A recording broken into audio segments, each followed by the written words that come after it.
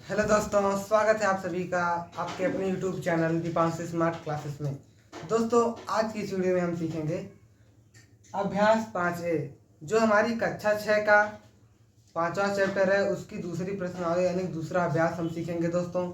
तो बन रही है वीडियो के साथ। तो दोस्तों, आप सोच रहे होंगे कि मैं कक्षा 6 का क्यों देखूँ। दोस्तों, ये सबके लिए ज़रूरी है क्योंकि कक्षा 6 का टॉपिक होने के साथ साथ ये इतना बेसिक और नॉलेजफुल टॉपिक है कि सबको आना बहुत ज़रूरी है। तो दोस्तों, इसीलिए वीडियो के अंत तक बने रहिए और मैं गारंटी देता हूँ इन जो इस अभ्यास में पूरे क्वेश्चन है उसके साथ साथ आपके सारे कॉन्सेप्ट भी आपके क्लियर हो जाएंगे जो कि बुक में दिए गए हैं। तो दोस्तों, हमने इस बुक का हमने पहला प्रश्न उठाया है अभ्यास 5B का, वो हमने लिख दिया है, आप स्क्रीन पर भी देख रहे होंगे। तो दोस्तों, चलिए अब देखते हैं प्रश्न क्या है और क्या नहीं है, उसको अच्छे समझते हैं। इस प्रश्नावली में, इस अभ्यास में पूरे 9 प्रश्न हैं और उन 9 प्रश्न को मैं आपको कॉन्सेप्ट के साथ समझाऊंगा और इसे समझने के बाद आपको फिर कहीं कोई दिक्कत नहीं होगी। दोस्तों, चलिए वीडियो को शुरू करते हैं। और हाँ, वीडियो शुरू करने से पहले मेरी आपसे एक रिक्वेस्ट है कि अगर आपने मेरे चैनल दीपांशु स्मार्ट क्लासेस को अभी तक सब्सक्राइब नहीं किया तो सब्सक्राइब कर लो दोस्तों, क्योंकि ऐसी ही नॉलेजफुल वीडियो आपको मिलती रहेंगी। तो दोस्तों, चलिए वीडियो शुरू करते हैं। तो पहला प्रश्न है, निम्नलिखित को बीजगणितीय रूप में लिखें।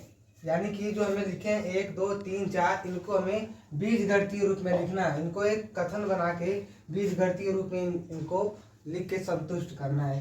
तो इसमें पहला प्रश्न मैं पढ़ता हूँ, 6 और x का योगफल, यानी कि 6 और x का जोड़। इसमें हमें बताया गया है, पूछा गया है कि हम 6 और x को अगर जोड़ेंगे तो उसे कैसे लिखेंगे। तो दोस्तों, जोड़ना बिल्कुल सिंपल है।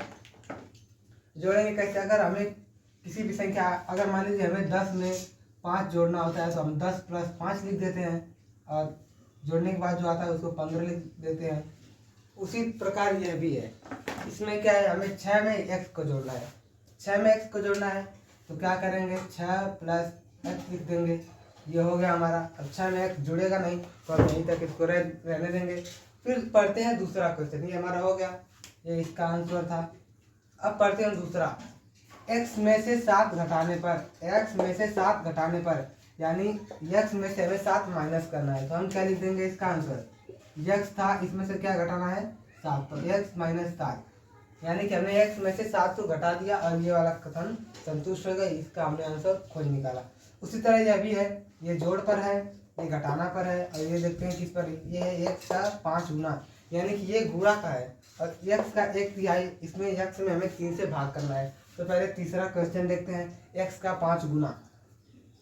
तो x का 5 गुना यानी कि x में 5 का गुणा करना है। मैंने आपको पिछली वीडियो में बताया था गुणा करने के लिए। तो x का 5 में गुणा करना है, तो x गुणा 5 हो गया, x का 5 गुना। और देखते हैं गुणा हो जाएगा तो लिख देंगे। क्या x में 5 का गुणा करेंगे तो हमें कितना मिलेगा, 5x। दोस्तों, ये बात मैं आपको पिछली वीडियो में बता चुका हूँ कि x में 5 से गुणा करने पर 5x होता है। अब देखते हैं हम चौथा, x का 1/3। x का 1/3, इसको समझिए 1/3 क्या होता है। दोस्तों, अगर हमारे पास कोई चीज़ है, अगर हमारे पास एक मान लीजिए एक रोटी है, हमें पूछा है इसका 1/3। 1/3 क्या होता है, मतलब अगर हम इसको ऐसे 3 भाग में बांट दें ऐसे, तो इसका एक हिस्सा जो ये वाला हिस्सा, एक हिस्सा, ये इसका 1/3 होगा। चाहे हम इस हिस्से को भी ले सकते हैं, इसमें से कोई एक टुकड़े कर ले लें तो ये होता है 1/3। 3 भाग करने पर उसका एक हिस्सा ले लेते हैं। यानी कि किसी एक संख्या में अगर 1/3 से अगर किसी चीज़ में गुणा कर दें तो वो क्या हो जाएगा, उसका 1/3। हमने रोटी को 1/3 किया था, 1/3 से गुणा किया था तो इसके 3 टुकड़े हो गए थे। बिल्कुल उसी तरह यह भी है। चलिए इसको समझते हैं, यानी कि 3 से भाग करना है या 1/3 से गुणा करना, दोनों बात सेम ही है। तो हम क्या करेंगे, x का 1/3, ये x है, इसमें क्या करेंगे 1/3 का गुणा कर देंगे तो हो गया जाएगा x/3। इसका मतलब यह भी हो गया कि हमने x में 3 को भाग करना है, x का 1/3 हो गया। दोस्तों, अब हम बढ़ते हैं अगले क्वेश्चन की ओर। इस क्वेश्चन को हमने पढ़ लिया, समझ लिया और इसके सारे आंसर हमने लिख दिए। दोस्तों, आप इस क्वेश्चन को नोट भी कर सकते हैं क्योंकि ये बहुत जरूरी है। अब हम चलते हैं अगले क्वेश्चन की ओर। तो दोस्तों पहला क्वेश्चन हमने सॉल्व कर लिया। अब हम पढ़ते हैं दूसरा क्वेश्चन। आपकी स्क्रीन पर ये क्वेश्चन दिख रहा होगा, मैं तब तक पढ़ देता हूँ। तो दूसरा क्वेश्चन जो है, निम्नलिखित कथनों को संख्याओं, बीजों तथा मूल संक्रियाओं के चिन्हों की सहायता से व्यक्त कीजिए। तो जो हमें क्वेश्चंस हैं उनको बीजगणितीय रूप में लिखना है और उनके साथ जो जोड़ घटाना गुणा भाग है उनके साथ लिखना है। तो इसका पहला प्रश्न क्या है? पहला प्रश्न ये है कि वृत्त का व्यास उसकी त्रिज्या का दूना होता है। तो चलिए अब हम समझते हैं पहला क्वेश्चन। वृत्त का व्यास उसकी त्रिज्या का दूना होता है। तो हमने यहाँ पर ले लिया एक वृत्त, ये होता है वृत्त का व्यास पूरा, और ये मान लीजिए यही वृत्त यहाँ पर भी है, इसका त्रिज्या क्या होगी? इसकी त्रिज्या होगी ये। तो वृत्त की त्रिज्या को हम आर से दिखाते हैं और वृत्त के व्यास को हम डी से दिखाते हैं। हमसे कहा यह गया है कि जो वृत्त का व्यास है इसकी त्रिज्या का 2 गुना होता है। ये बात तो हम सभी जानते हैं कि जो त्रिज्या व्यास की आधी होती है, यानी कि जो व्यास त्रिज्या का दूना होता है। तो अब इसे हमें लिखना है बीजगणितीय रूप में, यानी कि जो पहला है वो होता क्या है? वृत्त का व्यास किसके बराबर होता है? ये होता है त्रिज्या का दूना होता है, यानी कि त्रिज्या है, त्रिज्या में 2 का गुणा करना पड़ेगा। तो d बराबर 2r, यानी कि वृत्त का व्यास त्रिज्या का 2 गुना करने पर होता है। तो दोस्तों ये हमने समझ लिया, वृत्त का व्यास त्रिज्या का दूना होता है। अब हम पढ़ते हैं अगला क्वेश्चन। अगला प्रश्न है, वर्ग का परिमाप उसकी एक भुजा का 4 गुना होता है। क्या होता है? वर्ग का परिमाप उसकी भुजा का 4 गुना होता है। तो ये है वर्ग हमने बना लिया, हमने एक वर्ग बना लिया। इसका परिमाप क्या होता है? कहा गया है वर्ग का परिमाप उसकी एक भुजा का, हमने मान लिया इसकी भुजा 1 है और वर्ग की सारी भुजाएं बराबर होती है। सारी भुजाएं क्या हो जाएंगी? ये भी ए रहेगी, ये भी ए, ये भी ए, क्योंकि इसकी चारों भुजाएं बराबर है। तो एक भुजा ए मान लिया हमने। और इसका परिमाप हमें ये कहा गया है कि वर्ग का परिमाप इसकी एक भुजा का 4 गुना होता है। यानी कि होता क्या है? इसकी भुजा क्या है? ए, और वर्ग का परिमाप होता कितना है? इसकी भुजा का 4 गुना, यानी 4 से गुणा करना पड़ेगा हमें ए में। तो वो होगा क्या? वर्ग का परिमाप। तो हम लिख देंगे ये लिख देंगे कि परिमाप बराबर 4a। ठीक है दोस्तों, जहाँ ए क्या है? ए एक भुजा है, हमने यहाँ पर लिख दिया इसे। और हम इसको भी लिख सकते हैं, लिख देते हैं। जो डी क्या था? डी था व्यास,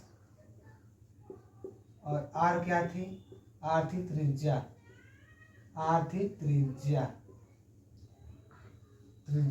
अब हम पढ़ते हैं तीसरा प्रश्न। दोनों प्रश्नों को हमने पढ़ा और अच्छे से सॉल्व किया। अब हम पढ़ते हैं इसका तीसरा प्रश्न।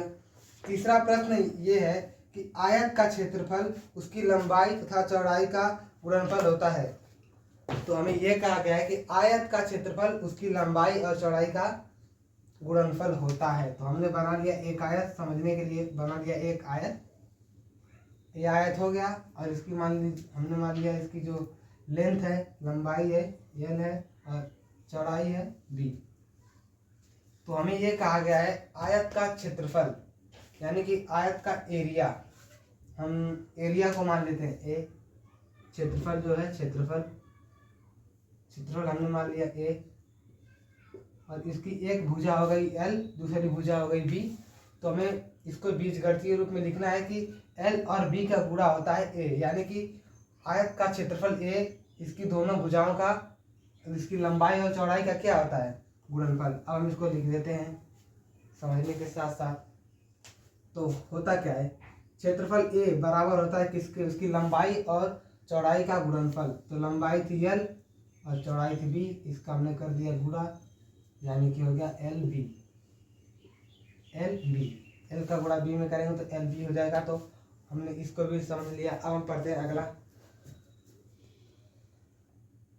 तो दोस्तों क्वेश्चन नंबर 2 का जो चौथा क्वेश्चन है वो आपके सामने है। इसमें लिखा है कि जो लाभ होता है वो विक्रय मूल्य और क्रय मूल्य का अंतर होता है।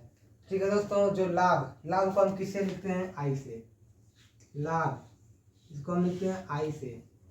विक्रय मूल्य यानी कि जो हमें जिस मूल्य से हमने बेचा, विक्रय मूल्य, इसको हम नोट करते हैं एस से। और जो क्रय मूल्य होता है जो हमने खरीदने वाला मूल्य, क्रय मूल्य, वो उसको हम डिनोट करते हैं सी से। ठीक है दोस्तों, तो हमें इसमें यह कहा गया है कि जो लाभ होता है विक्रय मूल्य और क्रय मूल्य का अंतर होता है, यानी कि विक्रय मूल्य में से क्रय मूल्य को घटाने पर हमें लाभ मिलता है। तो इसका सीधा सीधा मतलब ये हुआ कि लाभ यानी कि आई बराबर होता क्या है, यस माइनस सी, यानी कि विक्रय मूल्य से क्रय मूल्य को हमने घटाया। मैं एक बार यहाँ पर लिख भी देता हूँ पूरा, जो लाभ होता है वो क्या होता है, विक्रय मूल्य माइनस क्रय मूल्य, विक्रय मूल्य माइनस क्रय मूल्य। ठीक है दोस्तों, जो लाभ होता है विक्रय मूल्य में से क्रय मूल्य को घटाने पर मिलता है। दोस्तों हमने इस प्रश्न 2 के चारों क्वेश्चंस कर लिए। अब हम बढ़ते हैं अगले क्वेश्चन की ओर। तो क्वेश्चन क्या है दोस्तों, क्वेश्चन नंबर 2 पूरा करने के बाद अब हम आते हैं प्रश्न 3 पर। तो प्रश्न 3 का ए और बी दोनों क्वेश्चन बिल्कुल एक जैसे हैं, यानी कि दोनों को कॉन्सेप्ट बिल्कुल एक जैसे हैं। तो मैं पहला या फिर दूसरा में से कोई एक क्वेश्चन बता देता हूँ, बाकी जो एक क्वेश्चन बचता है वो आपको खुद से ट्राई करना है, आप खुद से सॉल्व करें। तो क्या है, मैं आपको बी क्वेश्चन बता देता हूँ। तो बी क्वेश्चन में लिखा क्या है, वो आपकी दोनों क्वेश्चन आपकी स्क्रीन पर है, जिसमें से बी क्वेश्चन है क्या। तो दोस्तों एक स्कूल में 100 छात्र हैं, एक स्कूल में 100 छात्र हैं। तो बी इसमें क्वेश्चन क्या है कि स्कूल में कुल कितने छात्र ने एडमिशन कराया है, कितने छात्र पढ़ते हैं, 100। लेकिन जो कुछ बच्चे स्कूल नहीं आए हैं, कुछ बच्चे अनुपस्थित हैं। तो इसमें दिया गया है कि कितने बच्चे अनुपस्थित हैं, यक्स। अनुपस्थित बच्चे कितने हैं, यक्स। अनुपस्थित है, जो बच्चे अनुपस्थित जो कि स्कूल नहीं आए हैं वो कितने हैं, यक्स। तो हमसे पूछा गया है कि स्कूल में कितने बच्चे आए हैं, कितने बच्चे उपस्थित हैं, उस समय कितने बच्चे प्रेजेंट हैं स्कूल में, हमें ये बताना है।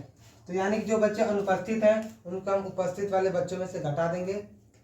तो कुल टोटल बच्चे 100 हैं और इतने बच्चे एक्स बच्चे अनुपस्थित हैं। तो इसमें से जो टोटल बच्चे थे उसमें से अनुपस्थित बच्चों घटाने पर जो बच्चे बचेंगे वो क्या बच्चे रहेंगे, उपस्थित। दोस्तों मैं बता देता हूँ आपको। तो कुल बच्चे कितने थे, 100, उसमें से अनुपस्थित कितने हैं, एक्स।